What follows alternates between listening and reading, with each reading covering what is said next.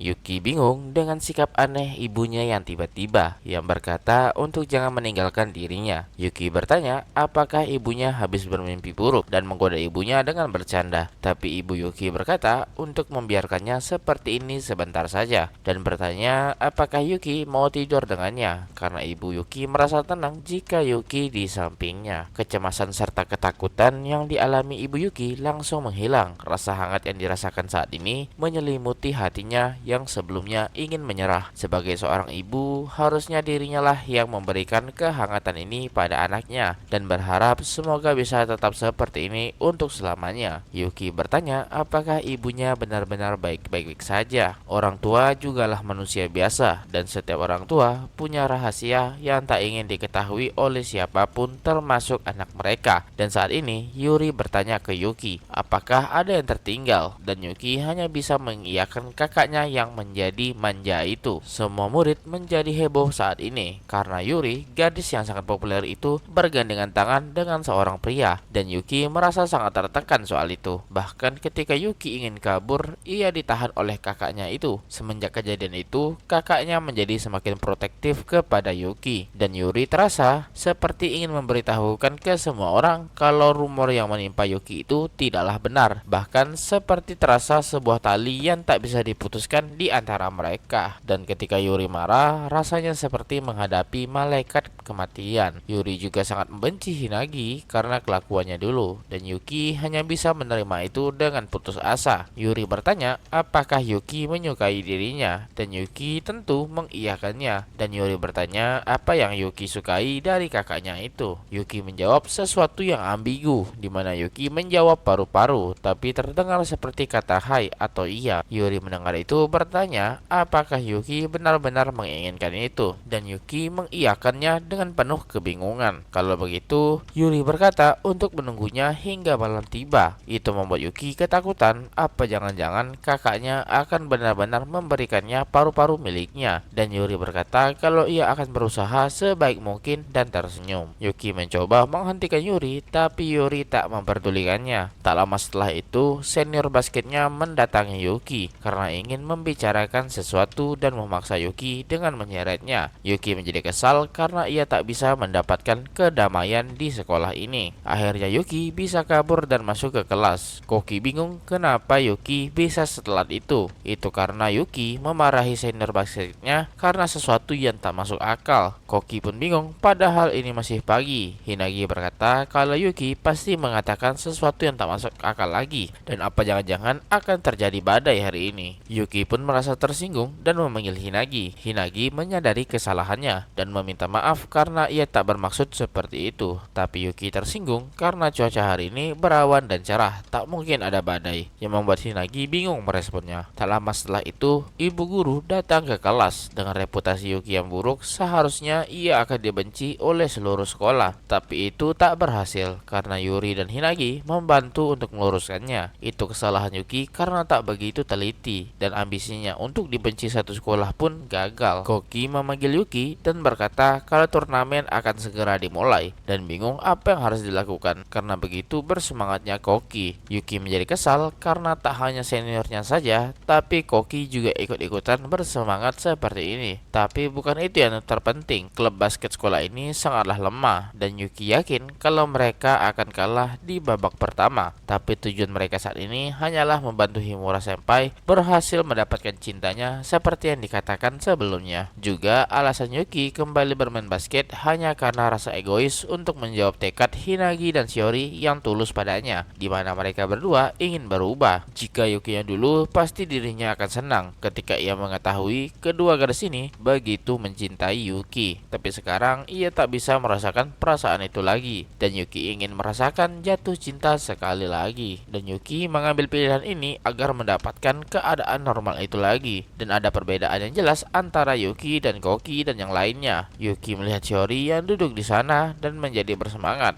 karena akan bermain basket lagi. Yuki berkata kalau ia memikirkan sesuatu yang menarik, tapi Koki masih merasa kesal dengan ekspresi Yuki yang selalu datar seperti itu. Dan sepulang sekolah, ketika mereka latihan, Yuki menantang semua anggota klub basket untuk berebut bola ini. Jika mereka berhasil, Shiori akan menari sambil cosplay. Dan itu terdengar mudah, bukan? Koki tak yakin apa hanya begitu saja, tapi Himura terpancing. Shiori berkata, kenapa Yuki berkata seperti itu? Itu karena Yuki merasa dengan begini mereka bisa termotivasi lagi. Tapi itu membuat Shiori menjadi sangat kesal. Yuri berkata untuk jangan khawatir dan percaya padanya. Shiori hanya bisa mengiyakannya. Juga Yuki ingin melihat Shiori menari seperti itu untuk menggodanya. Dan mari lihat seperti apa orang-orang yang berharap bisa ke turnamen ini. Yuki akan menghajarnya sekarang. Itu menjadi heboh yang membuat murid lain di sekitarnya melihat mereka. Yuki dengan mudah mengalahkan mereka, bahkan mengejeknya. Sedangkan Shiori tak menyangka kalau ia bisa melihat Yuki bermain basket lagi seperti dulu kala. Shiori selalu menantikan hari ini terjadi,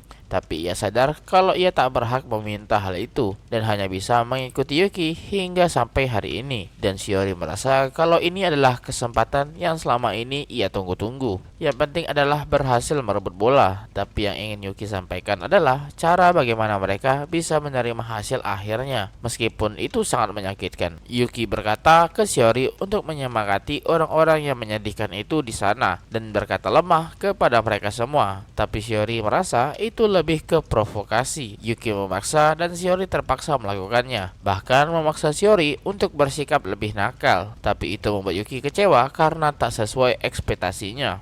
Dan tentu membuat Shiori menjadi kesal dengan sikap Yuki yang seperti itu. Yuki pun memberikan kenyataan di hadapan mereka, di mana jika mereka seperti ini terus, maka mimpi menjadi juara hanyalah harapan belaka. Tapi itu membuat yang lainnya menjadi lebih bersemangat, terutama Koki yang dulu pernah kalah telak melawan Yuki. Bahkan harga dirinya sudah dihancurkan oleh Yuki. Karena itulah Koki pasti akan menjadi lebih kuat lagi dari sebelumnya. Sedangkan Shiori benar-benar menyukai Yuki, di mana Yuki dengan mudah mengubah orang di sekitarnya dan membuat mereka menjadi lebih serius terhadap basket. Shiori tahu kalau Yuki bermain basket hanya untuk melupakan perasaannya kepada Hinagi, dan pasti itu sangatlah besar yang membuat Shiori menjadi sangat sedih dengan perasaan Yuki yang sebesar itu. Tapi Shiori tak ingin menyerah dan akan membuktikan kalau perasaan Shiori sama kuatnya dengan Hinagi. Yuki tiba-tiba berkata kalau ia mengira sudah berubah dan membuat Shiori bingung. Yuki berkata kalau suku cadangnya sudah datang dan mari kita kerjakan besok. Yang Yuki maksud itu adalah jam tangan milik Shiori yang ia dapatkan dari kakeknya. Jam itu hancur ketika ia terjatuh dan membuat Yuki terluka, dan itu adalah bentuk awal dari segalanya, di mana Shiori merampas segalanya dari Yuki. Shiori merasa kalau ia tak berhak memperbaiki jam itu karena itu mewakili Yuki yang rusak dan kehilangan segalanya dan bentuk karma bagi Shiori. Besoknya Yuki memperbaiki jam milik Shiori dan berkata seandainya ia bisa memperbaikinya lebih awal dan meminta maaf. Tapi Shiori merasa kalau itu bukanlah salah Yuki, dan Yuki dengan fokus memperbaiki jam itu. Dan setelah Yuki memasang bagian akhirnya, jam itu mulai bergerak kembali, dan tentu itu membuat Shiori menjadi sangat senang. Yuki memberikan selamat karena jam ini spesial buat Shiori. Ketika ekskul selesai, Yuki melihat Shiori yang memandangi jam yang rusak itu dan memutuskan untuk membeli yang baru. Yuki merasa Shiori tak akan bisa bergerak maju jika ia terus menyesali masa lalu seperti itu, dan Yuki ingin menggerakkan Shiori yang terdiam itu. Yuki merasa lega karena semuanya berjalan dengan lancar, tapi Shiori tiba-tiba menangis dan membuat Yuki panik. Apakah ia melakukan sesuatu yang Shiori tak sukai? Tapi Shiori tak bisa membalas kebaikan Yuki, padahal Yuki sudah sebaik ini padanya. Yuki berkata kalau ia tak mengharapkan apapun, tapi Shiori masih merasa bersalah. Yuki berkata dan meminta Shiori untuk berhenti menyalahkan dirinya sendiri, karena Shiori harus tetap bergerak maju. Shiori berterima kasih atas perhatian Yuki dan akan menghargai jam ini seumur hidupnya. Yuki berkata kalau Shiori tak bisa mengganti atau memperbaiki sesuatu yang rusak, karena jika terluka, itu akan meninggalkan bekas luka yang tak akan pernah sembuh. Karena itu jangan membuat kesalahan dalam menilai sesuatu. Dan Yuki senang Shiori baik-baik saja. Itu membuat Shiori menangis sejadi-jadinya dan langsung memeluk Yuki. Shiori benar-benar meminta maaf kepada Yuki. Yuki teringat kalau saat itu Shiori juga menangis seperti ini, tapi tangisan saat itu dan sekarang sangat jauh berbeda. Di sebuah restoran, Koki bertemu dengan senior basketnya dari SMP dulu. Senior itu merasa senang melihat Koki yang terlihat baik-baik saja. Tapi Koki bercerita kalau ia saat ini tak terlalu baik-baik saja. Itu karena orang itu, senior itu langsung mengerti maksud Koki. Dan tak heran lagi, bagi Koki ini adalah kesempatan emas. Meski tak bisa membalaskan dendamnya, tapi ia merasa tiap hari sangatlah menyenangkan karena menemukan sebuah tujuan, yaitu mengalahkan Yukito dan menjadi sebuah tembok yang harus Koki hadapi. Karena itulah Koki menjadi sangat kesal dengan bagaimana Yukito tumbuh dulu, di mana ia seringkali dilecehkan oleh sosial sekitarnya. Senior itu senang karena Koki bisa bertemu orang yang ia kagumi dari dulu. Tapi bagaimana Koki tak kagum setelah kalah darinya? Senior itu juga merasa sangat senang dan mengajukan pertandingan persahabatan antara sekolah mereka. Tapi menurut Koki, sekolah miliknya masihlah sangat lemah. Tapi senior itu mengerti kalau ini belum saatnya. Koki juga berkata kalau orang itu tampak tak tertarik sama sekali, dan Koki akan memaksanya jika perlu. Senior itu penasaran orang seperti apa dia itu. Bagi Koki, Yukito sangatlah menarik, di mana selalu ada orang di sekitarnya. Meski Yuki menolak semua orang itu, tapi orang-orang itu semakin ingin dekat dengan Yuki, dan berkata kalau dia seperti seseorang yang saling bertolak belakang dengan apa yang terjadi. Seniornya tak mengerti apa maksudnya itu, dan merasa kalau Koki menjadi lebih bersemangat dibanding sebelumnya. Koki tak menyadari hal itu, yang mana bahkan menurut senior itu sifat Koki lebih buruk ketika di SMP dulu. Tapi sekarang Koki terlihat lebih baik. Koki pun bertanya kepada Yukito seperti apa dirinya sekarang, di mana Koki ingin mengejar mimpinya dulu dan kali ini bersama Yuki di sampingnya. Dan karena itulah membuat Koki menjadi sangat bersemangat. Kembali ke sekolah di mana Yuki melatih para anggota basket dengan sangat keras. Bahkan Yuki menjadi sangat keras kepada seniornya yang berkata akan menyatakan perasaannya itu, berkata untuk jangan jadi pria yang lemah, dan apakah ia rela melihat gadisnya yaitu Takamiya Senpai jatuh ke pelukan pria lain. Itu membuat seniornya kembali bersemangat dan berteriak kalau ia mencintai gadis itu. Tak sadar kalau gadis itu mendengarkan obrolan mereka dan menjadi sangat malu dibuatnya. Olahraga basket adalah olahraga yang bergantung pada stamina, karena olahraga ini harus bergerak setiap detiknya tanpa henti. Karena itulah melatih fisik seperti ini menjadi latihan dasar. Tapi Yuki tak menyangka kalau para seniornya sangatlah lemah, dan heran kenapa harus dirinya anak kelas 1 yang melatih anak kelas 3. Dan sejauh ini yang tampak biasa-biasa saja hanyalah Koki, dan bagi Koki ini hanyalah latihan yang mudah. Yuki pun menantang Koki untuk berlari 5 lap dan langsung berlari duluan. Sedangkan Takamiya Shizune, gadis yang dicintai senior itu, menyemangati pujaan hatinya agar jangan kalah dengan juniornya. Shiori merasa sangat senang hari ini, tak percaya hari ini akan datang, di mana semuanya bergerak ke arah yang lebih baik. Bahkan Yuki juga mulai berani berubah. Karena itulah Shiori juga ingin menghadapinya. Dan sepulang sekolah, Shiori bertemu dengan Hinagi secara pribadi. Hinagi bingung kenapa Shiori mencarinya, dan pastinya ada kaitan dengan Yukito. Menurut Shiori, ia dan Hinagi adalah rival dan tak menyukai satu sama lain. Tapi itu tak penting sekarang. Shiori berkata agar Hinagi melihat ini, di mana terdapat semacam aksesoris berbentuk kupu-kupu. Shiori berkata kalau ia dapat ini dari Yuki, yang membuat Hinagi menjadi kesal apakah Shiori sengaja pamer. Tapi menurut Shiori, kalau barang ini adalah miliknya Hinagi, di mana 2 tahun lalu Yuki akan memberikannya ke Hinagi setelah ia menyatakan perasaannya ke Hinagi. Hinagi sangat kaget mendengarnya. Apa yang ia tahu dari Okasan setelah kejadian itu, Yuki membuang segalanya yang berkaitan dengan dirinya dan tak menyangka kalau ini adalah hadiah untuk Hinagi dari Yuki. Tapi Hinagi merasa tak senang dan berkata kalau barang ini bukanlah miliknya, tapi milik Shiori, karena Yuki sudah memberikannya kepada Shiori. Shiori kebingungan dan bertanya apakah Hinagi yakin akan hal itu. Tapi Hinagi tak bisa menerima benda ini setelah apa yang Hinagi lakukan pada Yuki pada saat itu. Dan Hinagi yakin Yuki memberikan itu ke Shiori karena itu cocok padanya. Tapi Shiori merasa tak begitu. Menurut Hinagi itu adalah kesalahannya. Tapi Hinagi tak akan melakukan kesalahan yang sama lagi, dan tak akan membohongi dirinya dan Yuki lagi. Selama 2 tahun, Hinagi merasa sangat hampa, seperti berjalan dalam kegelapan. Tapi ia tak menyerah sedikit pun, karena ada sesuatu yang tak bisa ia lepaskan dengan mudah.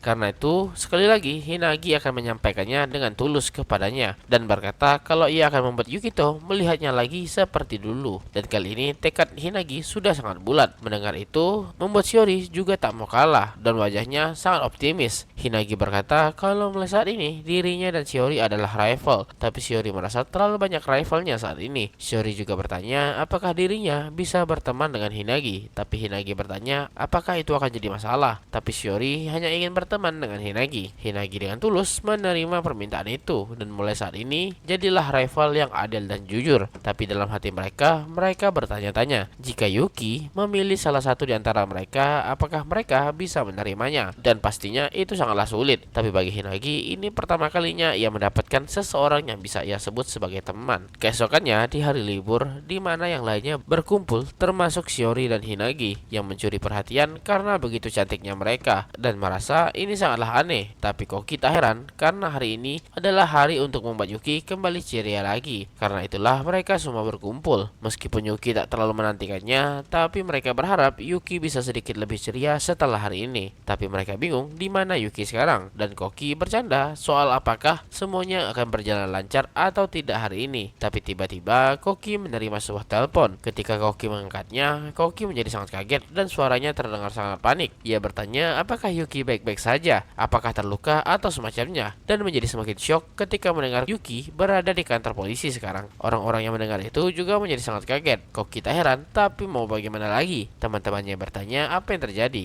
dan apakah itu telepon dari Yuki. Koki berkata kalau Yuki sepertinya mengalami kecelakaan. Yuki yang seorang introvert ini merasa enggan untuk pergi ke acara ekstrovert semacam ini, dan pastinya acara itu akan menyenangkan tanpa dirinya. Dan tiba-tiba sebuah sepeda datang menghantam Yuki, dan saat ini mereka berada di rumah sakit dan gadis yang menabrak Yuki itu meminta maaf. Yuki tak mempermasalahkannya karena tak ada cedera, tapi bagi Yuri ia merasa kalau masalah ini harus dibawa lewat jalur hukum dan menganggap kalau ini adalah percobaan pembunuhan. Yuki dengan cepat menenangkan kakaknya yang menggila itu, dan ketika di sekolah Yuki menjelaskan apa yang terjadi, dan karena itulah ia dapat uang kompensasi dan menggunakannya untuk mentraktir semua teman-temannya. Tapi tiba-tiba kepala sekolah datang karena kesal seseorang memesan makanan dan diantar ke sekolah. Yuki mengaku kalau itu adalah dirinya, dan Yuki akhirnya dimarahi habis-habisan oleh kepala sekolah itu. Dan di jam istirahat, Yuki bersama Kyoka senpai, dan Kyoka merasa kagum dengan Yuki yang dengan mudah mengalahkan seniornya itu dalam pertandingan basket. Yuki heran kenapa orang seintrovert Kyoka ada di sana. Itu karena Kyoka termasuk dalam anggota klub badminton. Tapi Yuki salah mendengarnya dan mendengar bandwagon yang bisa diartikan sebagai sesuatu yang mengikuti apa yang sedang populer. Dan Yuki merasa kasihan dengan Kyoka yang hidup seperti itu. Tapi Kyoka dengan tegas membantahnya.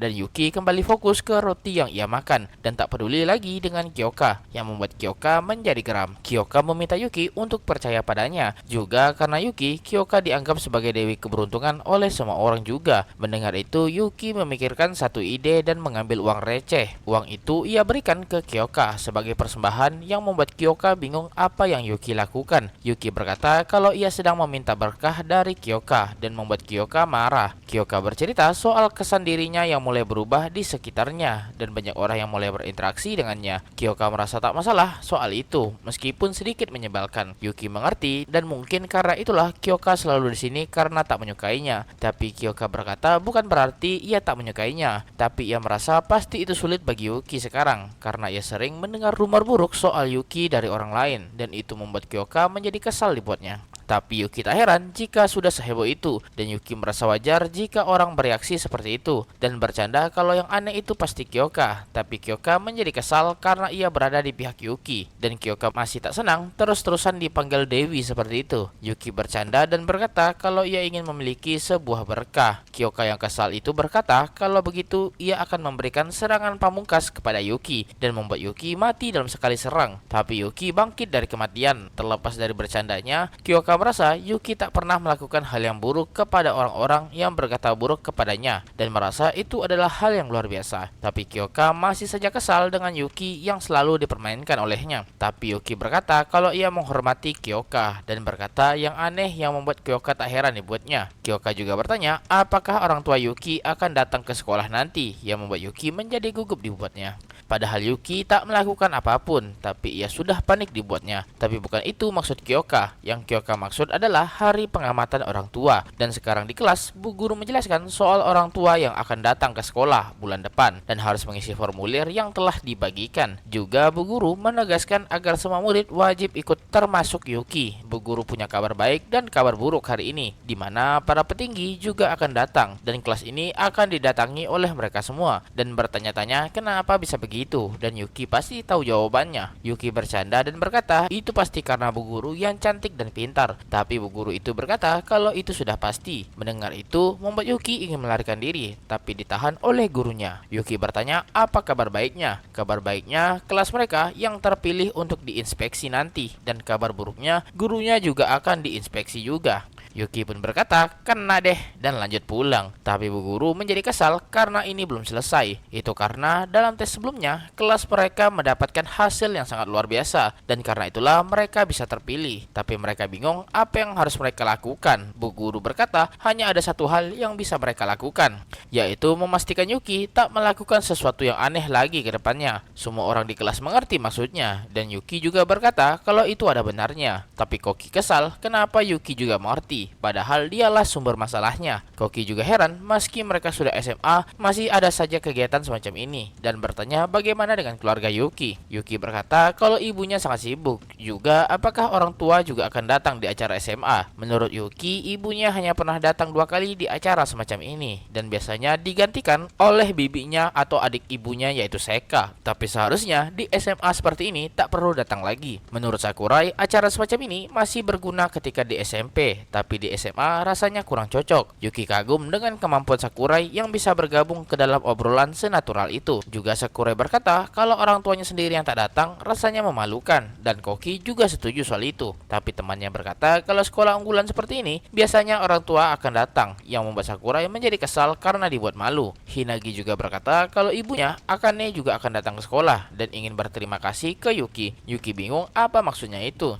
Meskipun tindakan Yuki yang sebelumnya adalah yang terbaik, tapi tetap saja ia sudah menyakiti anaknya lagi. Dan dari sudut pandang orang tua, ia pasti sangat dibenci oleh Akane. Hinagi menegaskan kalau orang tuanya pasti mengerti apa yang Yuki lakukan. Tapi Yuki berkata kalau ia melakukan sesuatu yang dibenci orang lain. Hinagi juga berkata karena sudah membantunya, Akane memberikan 2 tiket film dan mengajak Yuki untuk pergi bersama. Yuki menjadi bersemangat dan mengira itu adalah film tentang hiu, tapi ternyata bukan. Di saat jam istirahat, Yuki memutuskan untuk bertemu ketua OSIS dan meminta saran darinya, dan Keido merasa senang Yuki datang kepadanya. Tapi Yuki merasa ia salah mengandalkan orang. Yuki terjebak dan berharap ada Yumi di sini. Tapi Keido bilang Yumi ada di ruang guru sekarang dan tak akan kembali dalam waktu dekat, dan mereka bisa menghabiskan waktu bersama. Tapi Yuki merasa tenang karena Keido tampak normal sekarang. Keido menjelaskan soal pengalaman dirinya dulu, di mana tak begitu banyak yang hadir dan mungkin saja bisa berbeda tiap sekolahnya. Dan pastinya sebagai anak laki-laki merasa malu jika orang tuanya datang ke sekolah seperti ini, karena biasanya orang tua perempuan lebih sering hadir dibanding yang laki-laki. Yuki merasa senang ia datang ke orang yang tepat, dan jika begitu Yuki merasa tak masalah jika ibunya tak datang. Tapi Yuki penasaran kenapa Keido tiba-tiba duduk di pangkuannya. Keido menyadari satu hal, kalau sudah terburu-buru sebelumnya, dan berkata seharusnya ia memperdalam hubungan antara mereka, dan karena itu Keido berkata untuk memulainya dengan memanggil nama depan satu sama lain agar lebih akrab, dan meminta Yuki untuk memanggilnya Mutsuki. Dan dengan cepat Yuki membalasnya dan memanggilnya dengan nama Muchan, dan merasa penilaian Yuki terhadap Keido menurun drastis. Keido berkata kalau mereka harus menjadi lebih dekat satu sama lain, tapi Yuki merasa kalau Keido terlalu berat dan meminta turun dari pangkuannya. Keido bertanya apakah Yuki merasa tak senang, tapi Yuki merasa sangat senang saat ini. Keido bertanya apakah Yuki tertarik dengan bokongnya itu, dan tak heran jika itu semakin bertambah besar.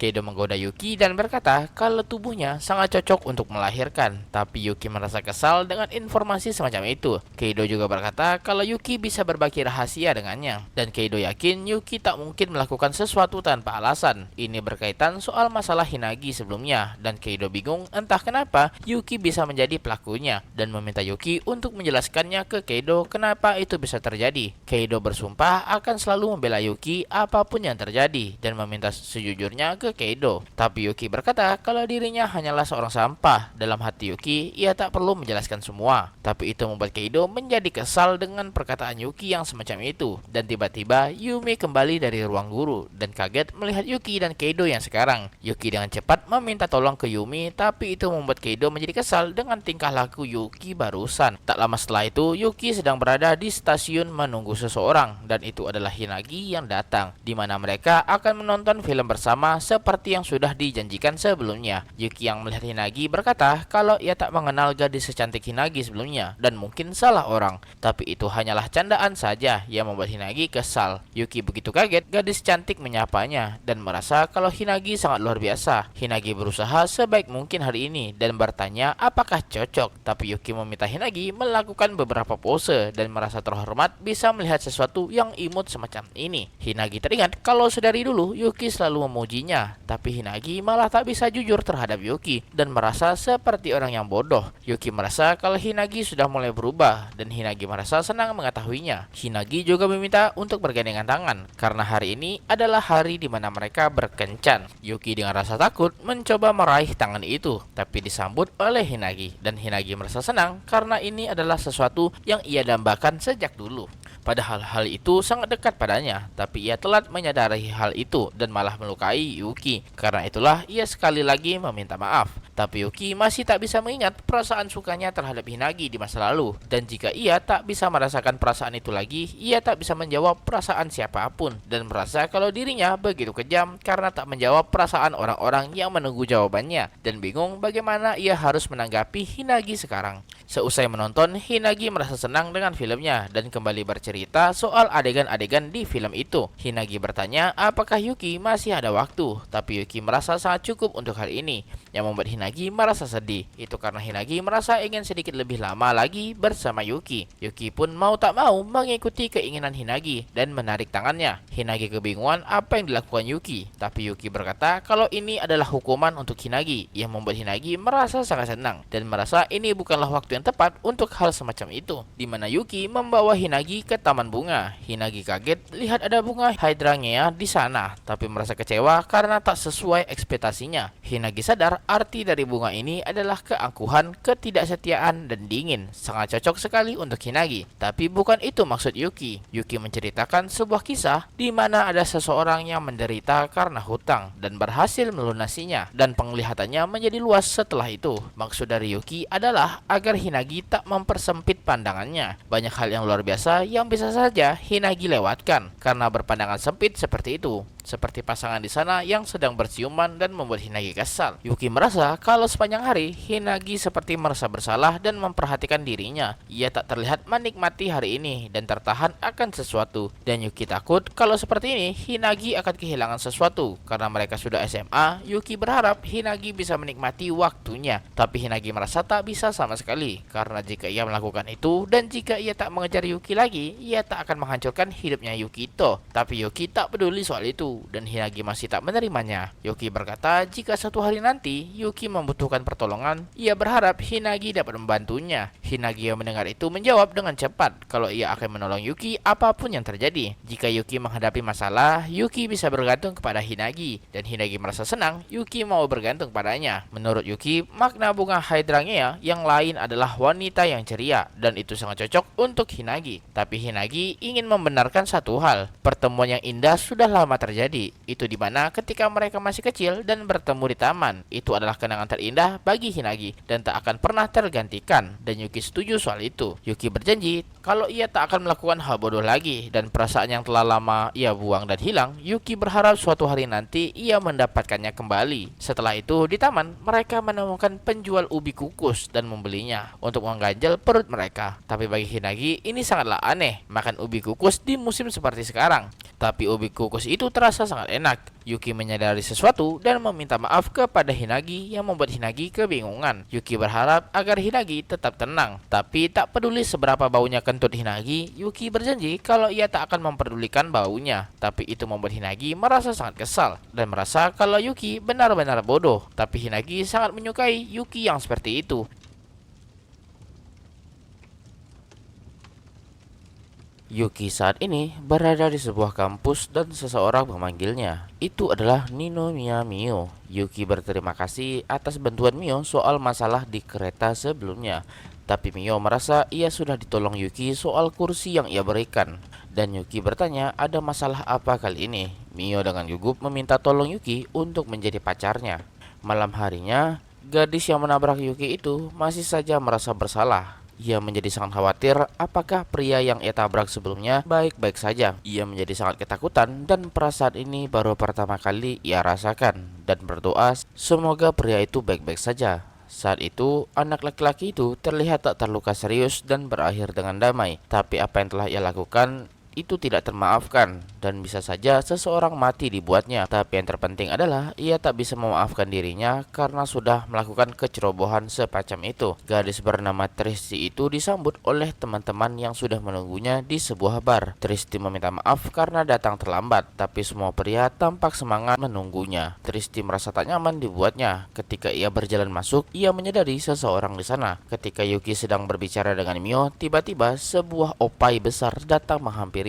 Itu adalah Tristi yang datang dan langsung memeluk Yuki sembari meminta maaf. Tristi benar-benar khawatir apakah Yuki baik-baik saja setelah itu, tapi Yuki merasa baik-baik saja. Tristi benar-benar merasa bersalah dan jika Yuki membutuhkan sesuatu, ia bisa meminta bantuan ke Tristi. Tapi Mio dengan cepat menarik Yuki karena saat ini Yuki adalah kekasihnya Mio. Tentu itu membuat Tristi menjadi syok mendengarnya. Tristi tak percaya, tapi Yuki menjelaskan kalau itu hanyalah alasan saja agar Mio tak diganggu oleh pria lain di sini karena Mio merasa ini adalah pesta kencan untuk para pelacur. Bagaimana jika datang sendiri dan dibuat mabuk berat, setelah itu ia dibungkus oleh pria mesum dan direkam. Videonya disebarkan di mana ia sedang berpose mesum ala video NTR atau Netorare dan videonya dikirim ke rumah Yuki. Tapi Yuki tak mengerti apa yang Mio bicarakan. Mio berkata, apakah Yuki ingin mendengar Mio berkata, aku tak lagi puas dengan hanya milik Yuki Takun. Tapi Yuki merasa kalau Mio terlalu banyak menonton video aneh. Mio merasa kalau itu salah satu tren yang terjadi saat ini. Yuki juga ikut bercanda dengan berperan sebagai pelaku NTR yang sering berkata, pacar Kun, apakah kau melihat video ini? Dan membuat Mio merasa senang. Tapi pada akhirnya Mio akan diancam dan akan melakukannya di belakang Yuki dengan pria yang bahkan Mio tak kenal. Tapi Yuki merasa tak mengenal Mio yang sekarang. Tristi bertanya, apakah Mio dan Yuki itu saling kenal? Itu karena Yuki diselamatkan Mio ketika Yuki dituduh sebagai pelaku pelecehan. Mio juga penasaran bagaimana Tristi bisa mengenal Yuki. Tristi merasa bersalah kembali dan menceritakan kejadiannya. Mio merasa kalau Yuki selalu saja bernasib sial dan merasa tenang karena Yuki tak terluka. Juga Tristi pasti mengalami hal yang sama juga. Tapi Tristi merasa kalau itu adalah kesalahannya dan yang pasti Yuki lah yang paling berat mengalaminya dan merasa senang ia bisa bertemu dengan Yuki sekarang. Biasanya jika terjadi hal semacam itu, si korban pasti akan menghindari si pelaku. Tapi Yuki merasa itu tak benar. Tristi selalu merasa khawatir dengan Yuki dan menangis dibuatnya. Tapi Yuki merasa tak senang dengan situasinya saat ini. Yuki meminta maaf karena ia harus ke toilet sebentar. Tapi lagi-lagi Tristi dibuat khawatir. Di toilet ketika Yuki sendirian, ia merasa kalau ia sudah melakukan sebuah pelanggaran karena mengikuti kegiatan semacam ini padahal ia duduk di bangku SMA. Tiba-tiba seorang pria datang menghampirinya. Pria itu tampak kesal dengan Yuki yang tak bisa membaca situasinya. Yuki berpikir sejenak dan bercanda dengan menjelaskan kadar udara saat ini. Tapi itu membuat pria itu menjadi marah. Pria itu menjelaskan soal acara kencan buta ini. Meskipun Yuki datang bersama Mio, tapi ia sangat mengganggu. Yuki datang ke sini karena diundang Mio, tapi pria itu menjadi sangat kesal karena Tristi yang selalu menempel dengan Yuki. Yuki membalas dengan fakta kalau sedari awal Tristi tak tertarik dan tak ingin datang ke acara semacam ini dan membuat pria itu menjadi sangat marah. Pria itu bertanya apakah Yuki menghinanya dan meminta Yuki untuk bersikap sopan. Yuki berkata apakah orang itu tak tahu malu mengancam orang yang lebih muda darinya. Tapi pria itu menyuruh Yuki untuk pulang. Kalau begitu Yuki akan pulang bersama Mio. Tapi pria itu tak menerimanya. Tanpa sadar Yuki berkata apakah orang ini bodoh. Tapi pria itu menjadi naik pitam di bon.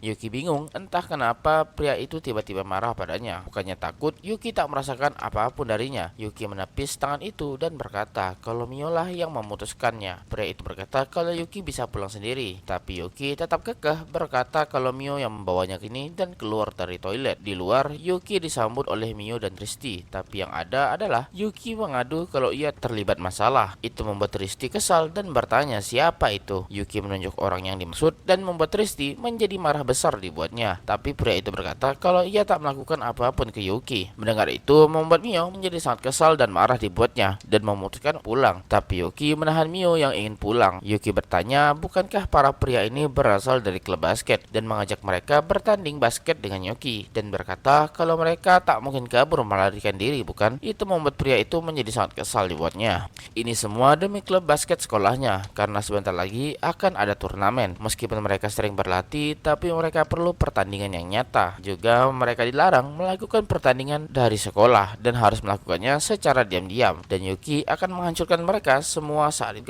Dan saat ini Yuki gemetar ketakutan di mana Yuri tampak sangat marah besar. Lalu ada Mutsuki juga di sana. Tak hanya itu, kepala sekolah juga kesal dibuatnya dengan sikap Yukito, termasuk wali kelas Yuki. Itu karena Yuki membuat masalah di luar sekolah, tapi Yuki hanya bisa duduk terdiam tanpa bisa melakukan apa-apa. Di mana tiba-tiba saja Yuki diculik, tapi dengan cepat ia menarik Koki bersamanya. Tapi ia bingung kenapa Koki malah duduk tenang. Yuri bertanya apakah Yuki tahu kenapa ia bisa berada di sini. Yuki berkata kalau itu hanyalah pertandingan basket dan membuat Yuri merasa sangat marah dibuatnya. Saat itu Yuki merasa sangat kesal dibuatnya. Tapi bukan itu yang ingin Yuri dengar karena ia bisa mencium bau wanita di sini yang membuat Yuki ketakutan dengan kemampuan kakaknya. Seperti yang sudah dijanjikan sebelumnya, mereka bertanding basket dengan anak kuliahannya. Semuanya berjalan normal pada awalnya hingga tiba-tiba para lawan mulai bermain fisik seperti bermain basket jalanan dan membuat teman-teman Yuki tak kuat melawannya. Bagi Yuki sendiri, ia sudah terbiasa dengan permainan semacam ini, tapi tidak dengan teman-temannya. Karena kesal, Yuki memanggil Hyakuma Senpai dan setelah para senpai itu menggantikan mereka, Hyakuma memperlihatkan bagaimana permainan basket jalanan sesungguhnya dan menang dengan telak. Hyakuma juga mengancam mereka karena begitu beraninya bermain seperti itu dengan hanya anak SMA. Untungnya pihak sana tak mempermasalahkannya dan masalah ini bisa diabaikan begitu saja. Tapi itu membuat Yuki bingung kenapa ia dipanggil. Yang mereka bicarakan saat ini adalah masalah Kancan buta sebelumnya. Mendengar itu membuat Yuki ingin melarikan diri, tapi ditahan oleh Yuri. Yuki meminta bantuan dari Koki, tapi Koki pura-pura tak mendengarnya. Yuri dengan sikap imutnya bertanya kenapa Yuki ikut acara semacam itu. Bukankah Yuki ada Yuri? Mutsuki juga berkata kalau ada dirinya dan juga hari ini adalah hari aman bagi Mutsuki, yang membuat Yuki kesal dengan isi otaknya Mutsuki. Ketika Mutsuki ingin menjawab, ia ditahan oleh Yuki karena merasa sangat berbahaya. Itu membuat Sanjoji Sensei, sang kepala sekolah, menjadi kesal dan akan mendidiknya secara langsung. Tapi itu dihentikan oleh wali kelasnya Yuki karena ini adalah masalah muridnya. Hinagi juga ikut-ikutan mengajak Yuki untuk datang ke rumahnya setelah sekian lama. Yuki merasa kalau tempat ini adalah medan perang, mana semua gadis itu mencoba menarik Yuki ke sisi mereka. Yuki bertanya kalau ikut acara semacam itu karena ia dimintai tolong saja dan tak melakukan hal yang mencurigakan. Yuki tak salah di sini dan berteriak apa salahnya jika dirinya ikut kencan buta semacam itu. Tentu itu membuat semua gadis di sana menjadi marah dan kesal dibuatnya dan membuat Yuki memohon ampun dan mengaku kalau dirinya salah. Setelah itu Yuki bertemu dengan Mio dan Tristi kembali dan menceritakan kejadian sebelumnya. Mio meminta maaf karena sudah membuat masalah bagi Yuki, tapi Yuki merasa tak masalah. Tristi juga khawatir dengan keselamatan Yuki setelah itu. Yuki menjelaskan semua akan ditangani oleh Hyakuma Senpai. Tapi kalau dipikir-pikir, Mio adalah penyelamat bagi Yuki, sedangkan Tristi adalah pelaku. Dan Yuki bisa merasa perasaan rasa bersalah datang dari Tristi. Sekali lagi, Mio meminta maaf karena sudah membuat masalah dan bingung kenapa Yuki mengajukan tantangan seperti itu. Yuki berkata kalau sedari awal ia sudah ingin berlatih tanding, tapi saat itu semua orang membicarakan Mio dan Tristi seakan-akan hanyalah objek dan membuat Yuki menjadi kesal dibuatnya. Mendengar itu membuat Mio dan Tristi menjadi senang mendengarnya dan rasa kesal itu benar adanya. Dan semenjak pertandingan itu Yuki mendapatkan satu perasaan yang telah hilang kembali, di mana ia merasa sangat marah melihat teman-temannya dilukai. Jika itu saat SMP, mungkin Yuki tak merasakan apapun dan tak peduli dengan siapapun. Yuki bermain basket juga bukan karena senang, tapi karena hanya ingin berubah dan mendapatkan kembali sesuatu yang hilang. Tapi sekarang semuanya sudah berbeda, di mana sekarang Yuki bermain basket tidak untuk dirinya seorang, tapi juga untuk orang lain. Dan begitulah Yuki melakukan itu karena keinginannya sendiri. Tapi itu membuat Tristi menjadi sangat khawatir dan akan melakukan apapun untuk menebus kesalahannya kepada Yuki. Tapi Yuki bisa merasakan firasat buruk soal ini, di mana tiba-tiba kakaknya Yuri menelpon dirinya dan menyuruh menyuruh Yuki untuk keluar sekarang. Yuki dibuat ketakutan karena sedang diawasi, tapi Mio dan Trishti bertanya apakah mereka bisa bermain lagi bersama Yuki nantinya. Di sekolah, seniornya menjadi sangat kesal dengan dirinya sendiri. Kalau begini, ia tak bisa melindungi kekasihnya tercinta. Ia merasa kesal karena begitu lemah dirinya. Yuki sadar, meskipun saat itu Koki kesulitan, ia masih mampu bertahan, tapi yang lainnya tak kuat dan merasa jadi penghambat yang lain. Senior itu meminta tolong ke Yuki untuk membuat mereka menjadi lebih kuat, dan Yuki bertanya apakah senior itu ingin menjadi lebih kuat. Senior itu akan melakukan apapun selama ia bisa menjadi lebih kuat. Koki bingung melihat Yuki dan pasti merencanakan sesuatu lagi. Itu membuat Yuki kesal dengan Koki yang kurang ajar itu, dan Yuki berkata kalau ia akan melakukan pelatihan militer.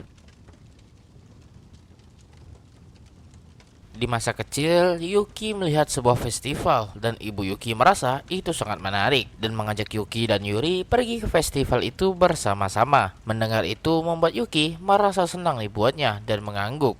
Melihat itu membuat Okasan senang karena anaknya menjadi bersemangat seperti itu. Dan ketika hari tiba, Yuri bertanya kapan mereka akan pergi, karena festival akan segera berakhir. Yukito juga tampak sedih karena tak kunjung pergi ke festival. Okasan bingung apa maksudnya, yang membuat Yuri kaget tak percaya kalau ibunya lupa soal janjinya bersama Yukito. Okasan melihat tanggal di kalender dan tak menyangka ini terjadi. Itu karena ia terlalu sibuk bekerja bulan ini dan merasa tenang karena hari ini adalah hari terakhir festival itu diadakan. Tapi tiba-tiba hujan deras yang tentu tak mungkin mereka bisa pergi ke festival itu. Dan festival itu pun berakhir begitu saja. Dan semenjak saat itu, tiap Okasan mengajak Yuki, tampak sekali Yuki tak tertarik sekalipun. Dan kembali ke waktu sekarang, di mana di sebuah gym, Yuki sedang menjelaskan sesuatu ke dua orang di depannya, yaitu Himiya Misaki, tetangga mereka, dan Okasan. Ini adalah gym 24 jam yang berada di dekat rumah mereka. Karena ibunya punya waktu luang, ia mengajak Yuki untuk datang bersama. Karena Yuki selalu cedera, ia sudah mempelajari segala macam hal dasar. Karena itulah saat ini Yukito akan menjadi instruktur untuk Okasan. Tapi tak menyangka kalau Misaki juga ikut bergabung. Yuki merasa ini tak akan jadi masalah, tapi instingnya berkata agar cepat kabur dari sini.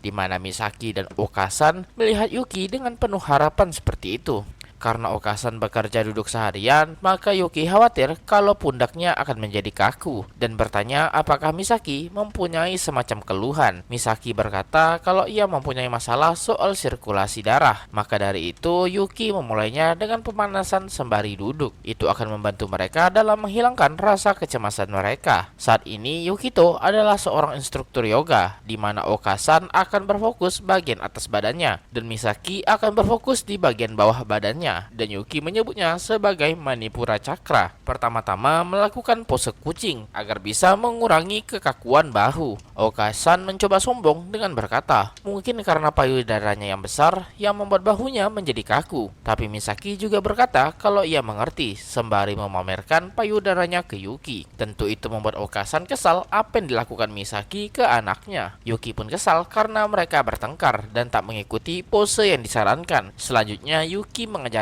pose unta, di mana bagus untuk menghilangkan rasa lelah dan juga baik untuk bagian bawah badan. Tapi Misaki tampak kesulitan dibuatnya, dan Yuki merasa kalau Misaki bisa melihat hasilnya dalam 3 bulan, dan juga bagus untuk bagian belakang dan kulit. Misaki berkata agar Yuki bisa menantikan hasilnya sembari menggoda. Entah kenapa Yukito merasa ketakutan dibuatnya. Selanjutnya, ia mengajari ibunya Okasan dan melakukan pose bersama, di mana pertama, punggung mereka saling menempel dan tangan mereka saling menyentuh paha lawannya dan memutar badan mereka di mana tangan mereka berada.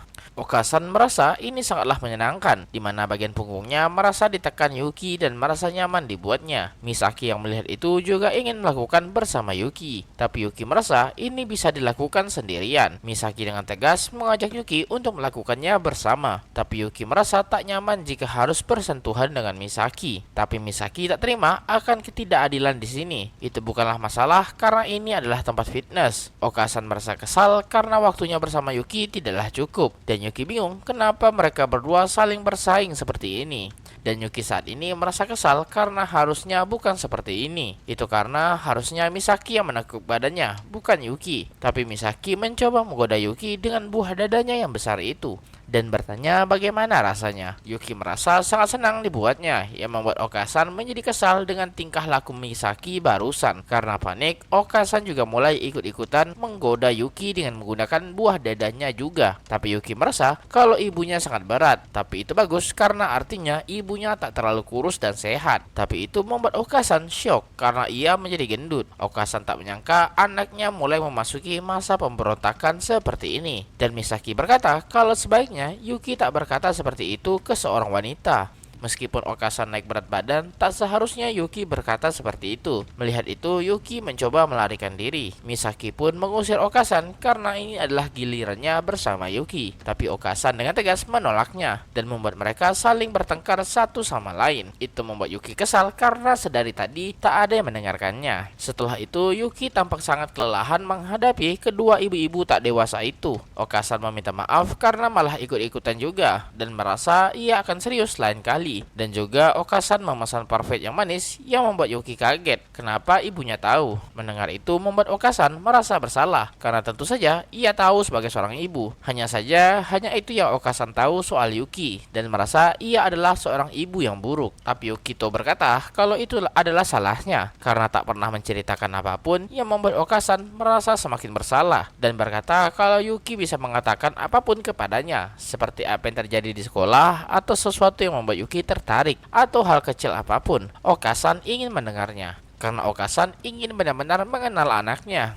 Yuki yang mendengar itu tak bisa memikirkan apapun yang bisa dibagikan. Ini sangat berbeda ketika ia masih kecil, di mana ada banyak hal yang ingin diceritakan. Tapi sekarang Yuki tak ingat lagi waktu itu cerita soal apa, dan bingung bagaimana seharusnya percakapan antara anak dan ibu. Dan sekarang Yuki benar-benar tak bisa memikirkan apapun. Itu karena Yuki selalu berpikir untuk tak merepotkan ibunya soal masalah dirinya.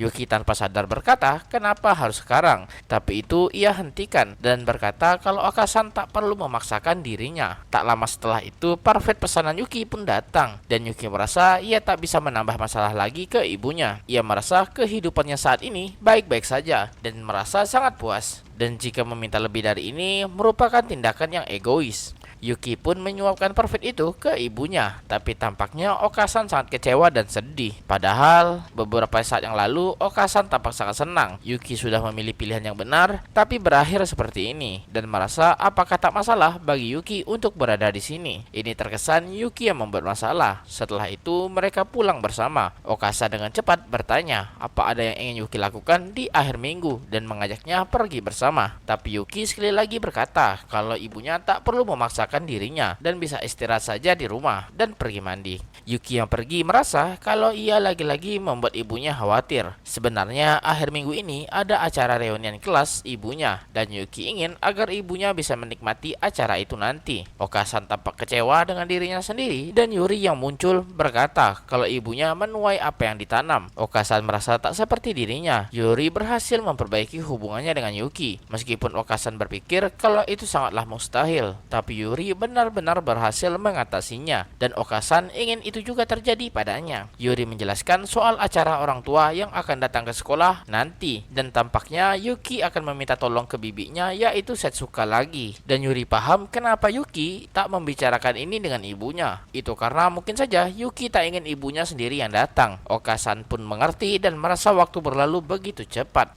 Kunjungan orang tua merupakan acara yang selalu terjadi setiap tahun dan banyak kesempatan bagi Okasan untuk datang bertemu Yuki. Tapi ia hanya bisa datang sebanyak 2 kali saja selama ini. Waktu semakin habis dan ketika Yuki lulus, mungkin saja Yuki akan keluar dari rumah ini dan tinggal sendiri dan merasa ia sudah siap meninggalkan semua ini. Dan harusnya Okasan tak menyia-nyiakan kesempatan ini. Yuri yang sinis berkata, bukankah itu bagus bagi Okasan? Karena Okasan juga tak terlihat tertarik dengan Yuki dan sibuk menggoda pria lain. Tapi Okasan berteriak dan berkata kalau ia tak pernah melakukan hal semacam itu. Ia teringat soal adiknya Setsuka yang sangat marah dan berkata kalau ia tak akan membiarkan Okasan melakukan ini lagi. Okasan merasa kalau harusnya ia segera meminta maaf, tapi ia merasa sangat takut dan memilih untuk melarikan diri. Mana mungkin kata-katanya tersampaikan ke anak-anaknya. Yuri berkata kalau ia mempertaruhkan semuanya agar ia bisa mendapatkan kepercayaan Yuki kembali. Yuri tak seperti ibunya yang melakukannya setengah hati. Satu-satunya yang bisa Okasan lakukan yaitu jangan jangan mengganggu mereka lagi. Okasan merasa jika soal Yuki, Yuri tak akan pernah bercanda, bahkan meskipun dengan cara kotor sekalipun atau bahkan dunia melawannya. Okasan merasa kalau Yuri adalah anak yang buruk, tapi kakak yang luar biasa. Yuri tak mengerti soal itu dan meninggalkan ibunya. Bahkan semenjak kejadian ia hampir membunuh Yuki, Yuri selalu menghadapi rasa bersalahnya. Okasan pun terdiam tak berdaya dan merasa peran sebagai ibu saat ini sedang diuji. Meskipun ia adalah ibu dari Yuki dan meskipun ia sangat mencintai Yuki, tapi ia bingung apa yang harus ia lakukan dan menangis sejadi-jadinya. Sedangkan Yuki yang sedang mandi sedang berpikir di mana semua orang mengajarkan kalau apa yang Yuki pikirkan selama ini tidaklah benar. Lalu sejak kapan ini terjadi dan di mana letak kesalahannya? Jika Yuki tak mengerti satupun, maka ia akan sangat sulit menyelesaikan masalahnya. Yuki tak akan bisa menanggapi semua perasaan orang-orang kepadanya. Yuki pun yang selesai mandi terdiam dibuatnya melihat sebuah celana tergeletak di lantai. Celana ini mirip dengan celana yang dipakai kakaknya, tapi itu mengarah ke kamar Yuki. Dan ketika Yuki membuka kamarnya, tampak ada sesuatu di atas tempat tidur dan mengira itu adalah maling. Yuki mencoba menyapa orang di balik selimut itu dan ternyata itu adalah Yuri. Dan dengan cepat Yuri menyerang Yuki sembari telanjang dan membuat Yuki ketakutan dibuatnya. Dan akhirnya di akhir minggu di mana Okasan datang ke sebuah acara reuni di mana mereka semua memulai pestanya dengan beberapa kata dan melakukan cheers bersama. Okasan mulai digoda oleh beberapa pria, tapi ia menanggapinya dengan santai. Di lain sisi, sisi perempuan sedang saling curhat soal anak mereka. Dan sisi laki-laki menggila di pesta. Okasan tampak menikmati pestanya dan melihat seseorang duduk di sana, yaitu Megumi. Okasan mendatangi Megumi dan bertanya, kenapa Megumi tak minum alkohol? Megumi berkata kalau ia tak ingin membuat suaminya khawatir dan mengira kalau pasangan Megumi terlalu protektif, tapi bukan begitu maksudnya. Megumi hanya memutuskannya sendiri kalau ia tak ingin minum kalau tak bersama Haruhiko suaminya, karena ia merupakan sosok penting bagi Megumi. Mendengar itu membuat Okasan tampak terpukul. Ia teringat soal Megumi yang dikhianati oleh pacarnya ketika kuliah dan menjadi depresi berat. Tapi setelah itu ia bertemu seseorang yaitu Haruhiko yang mendukungnya dan berakhir menikah. Megumi memutuskan kalau ia tak ingin membuat suaminya khawatir, entah apapun yang terjadi. Dan ini adalah bentuk balas budi atas apa yang telah suaminya lakukan ke Megumi. Okasan menyadari kalau Megumi tak pernah berinteraksi dengan pria manapun di pesta ini, sedangkan dirinya malah tampak bersenang-senang. Okasan bertanya ke Megumi apakah ia pernah merasa tak puas akan sesuatu dan menjadi malu karena bertanya seperti itu. Megumi pun bingung kenapa harus seperti itu. Ini bukan tentang dirinya sendiri. Megumi tak ingin membicarakan hal yang buruk meskipun suaminya tak ada di dekatnya, dan jika itu terjadi, Megumi merasa ia tak bisa tersenyum dengan tulus di depan suaminya. Melihat itu, Okasan seperti melihat sosok Yuri di dalam Megumi dan merasa kalau mereka berdua saling mempunyai sebuah sisi yang sama yang tak Okasan punya. Okasan menjadi kecewa berat dengan dirinya sendiri karena ia baru menyadarinya sekarang. Sejak hari itu, ia selalu membuat kesalahan yang sama ke Yuki dan tak heran kalau Yuri membencinya. Itu karena Yuri mengerti betapa naifnya Okasan dan setengah hati melakukannya. Megumi bertanya apakah ada sosok yang penting bagi Okasan dan menjawab kalau itu adalah anak-anaknya, karena hanya itu yang tak bisa Okasan lepaskan. Kalau begitu, Megumi merasa Okasan harus menyampaikan semua perasaannya, seperti betapa pentingnya mereka bagi Okasan. Dan jika dipendam saja, itu tak akan cukup, karena itu tak akan bisa membangun rasa saling percaya satu sama lain dan harus saling berkomunikasi secara langsung. Okasan merenung dan mengira kalau selama ini anak-anaknya adalah yang paling penting baginya. Tapi kata-kata dan tindakan yang Okasan lakukan malah melukai perasaan anak-anaknya. Dan dengan cepat Megumi dikelilingi teman-temannya. Itu karena Megumi sudah membantu mereka semua. Melihat itu, Okasan mengerti dan meminta maaf ke semua orang karena ia harus pergi melakukan sesuatu. Orang-orang menjadi bingung, tapi Megumi merasa kalau itulah yang harus dilakukan Okasan. Okasan berlari sekuat tenaga meskipun sedang hujan. Ia tak senang dengan cuaca seperti ini karena ia selalu teringat momen ketika Yuki sedih ketika masih kecil. Meskipun begitu, Okasan pun sampai di rumahnya yang membuat Yuki bingung. Tapi Okasan ingin cepat-cepat bertemu Yuki dan memperbaiki semua kesalahan yang telah ia lakukan selama 16 tahun ke Yuki dan menjadi ibu yang benar bagi Yuki. Yuki bingung ada apa dengan ibunya, tapi Okasan tiba-tiba langsung memeluk Yuki yang membuat Yuki kebingungan. Okasan berpikir apa yang sudah ia lakukan ke Yuki selama ini. Meskipun Yuki memberikan kebahagiaan untuknya, tapi ia tak pernah melakukan hal yang sama. Ketika Yuri masih kecil, Okasan memberikan rasa perhatian yang penuh padanya dan merasa jika itu Yuki, ia tak perlu melakukannya lagi. Okasan selalu punya rasa takut di mana Yuki berkata kalau ia tak membutuhkan dirinya lagi dan membencinya, dan itu menjadi mimpi buruk bagi Okasan. Okasan juga teringat momen di mana adiknya membawa Yuki pergi. Dalam hatinya, Okasan ingin menghentikan itu, tapi ia tak bisa mengeluarkan suaranya sedikit pun. Melihat itu, Setsuka menjadi sangat geram dan marah melihat kakaknya yang hanya bisa terdiam melihat dirinya membawa Yuki pergi. Okasan merasa kalau seharusnya saat itu ia memperjuangkan Yuki dan membuktikan kalau ia benar-benar menyayangi anaknya, dan merasa pasti saat itu Yuki mengira kalau Okasan sudah membuang dirinya. Ketika ia melihat Okasan terdiam tak bersuara, Okasan meminta maaf karena tak menjadi ibu yang baik bagi Yuki. Yuki tak perlu khawatir lagi dengan Okasan dan meminta ke Yuki untuk memberikannya satu kesempatan lagi. Okasan berkata kalau sekali lagi ia ingin menjadi ibunya Yuki. Tentu mendengar itu membuat Yuki keheranan. Karena itulah Okasan mengajak Yuki untuk mandi bersama, karena ia benar-benar peduli dengan Yuki lebih dari apapun. Karena itulah wajah Okasan semakin dekat dengan wajah Yuki yang membuat Yuki ketakutan dan berteriak dibuatnya. Dan tiba-tiba Yuri datang karena tampak seperti ibunya mencuri kesempatan darinya.